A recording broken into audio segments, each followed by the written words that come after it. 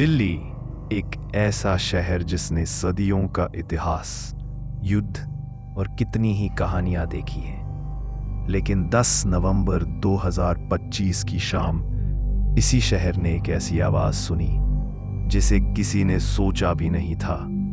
एक ऐसी आवाज जिसने पूरे देश को हिला दिया। शाम के करीब 6:52 लाल किला मेट्रो स्टेशन के पास सुभाष मार्ग पर ट्रैफिक धीरे धीरे आगे बढ़ रहा होता है।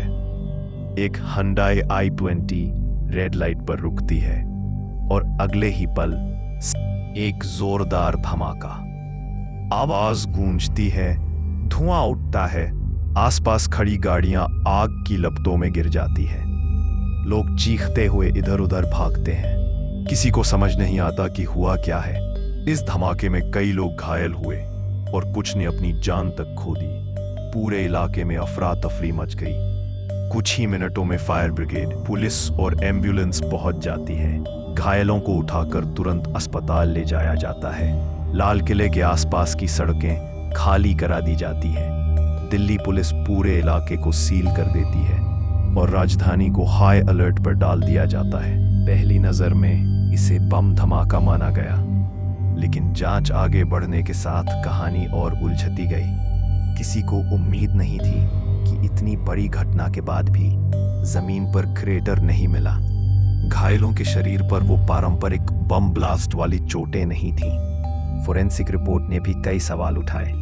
जांच में एक और चौंकाने वाली बात सामने आई। शायद विस्फोट किसी अधूरे जल्दबाजी में बनाए गए आईईडी से हुआ हो।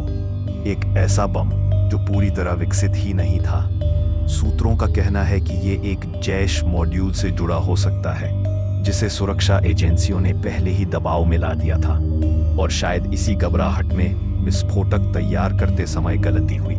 ये हमला जितना बड़ा दिख रहा था उतना साफ नहीं था। प्रधानमंत्री की ओर से साफ संदेश आया कि इस घटना के पीछे जो भी है उसे छोड़ा नहीं जाएगा। राज्य सरकार ने मृतकों के परिजनों के लिए मुआवजा घोषित किया। अस्पतालों में घायल लोग दर्द से कराह रहे थे और उनके परिवारों के चेहरे पर डर, सदमा और गुस्सा साफ दिख रहा था। पूरी दिल्ली सदमे में थी। लाल किला, जिसने मुगलों से लेकर आजादी की लड़ाई तक सब, उसने इस तरह की हिंसा पहली बार देखी थी। 10 नवंबर 2025 का वह धमाका केवल एक विस्फोट नहीं था। यह था एक संकेत, एक चेतावनी कि सुरक्षा सिर्फ एक शब्द नहीं बल्कि हर पल की जरूरत। लेकिन सवाल यह है, क्या हम इस शहर को, अपने देश को वाकई सुरक्षित बना पा रहे हैं, या फिर हम बस अगली चेतावनी का इंतजार कर रहे हैं? दिल्ली उस रात बदल गई थी और उस रात की गूंज आज भी सुनी जा सकती है।